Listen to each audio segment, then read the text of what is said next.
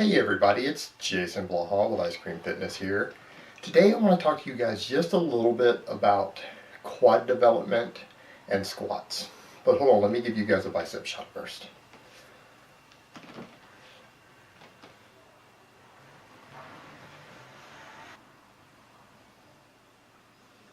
It's interesting that I got a question on this morning in a private message because it's very relevant to what's going on in my own training, and it's relevant to some debates going on in the powerlifting world right now as far as raw versus equipped. But the question comes up of, I get people who say, hey, I'm progressing really well on my strength on my squats, and I have been for months, but I'm not seeing any real change in quad development. And generally, that has to do with muscle imbalances, muscle weaknesses for support muscles, or the way you're executing your squats. And let's look at that for a minute. And I'm going to do a zoom in on my quads because, okay, you notice down here with the lower quad, this teardrop area, that on mine, they atrophied a bit when I changed squat styles to start training more for equipped lifting. And they're starting to slowly come back up now that I'm training for raw lifting. But this area right down here around the knee, and since I've changed what I'm doing, I get a lot of DOMs down through here too, or soreness and cramping an hour or two after I train. So let's talk about that a bit. Okay, first of all, the way that you squat itself can emphasize different muscles. Obviously, all these muscles are going to be used, and you're going to use a dozen different muscles heavily when you're doing a squat. But as far as how much hip and glute and hamstring you're using versus how much quad is going to depend upon things like bar path, bar placement. Foot stance is huge in regards to that. And so what I would tell you is that the wider your stance goes and the lower the bar goes down your back on a low bar squat, the more hip, the more glute you're going to use and the less quad.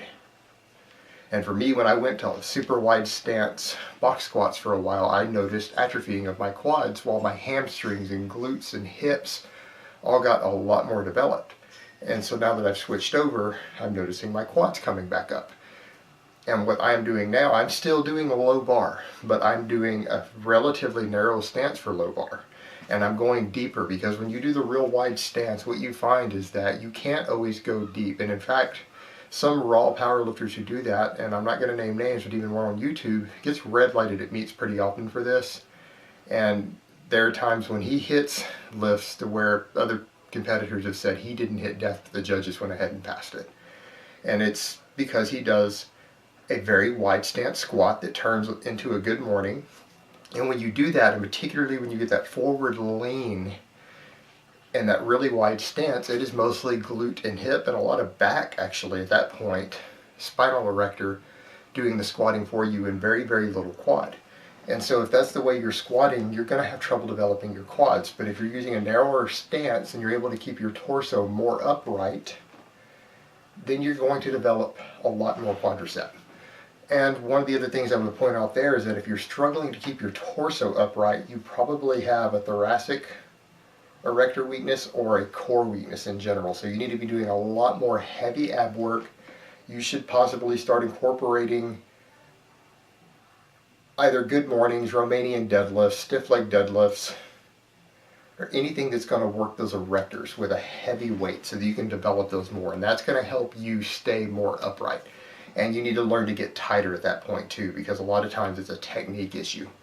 So you've got to learn to keep your chest up, your scapula completely retracted, and that will help you develop better quads when you squat. And I am of the belief that for most people, other than people who are trying to become a top pro bodybuilder, you don't need much more than squats done correctly to develop your quads, or variations of squats.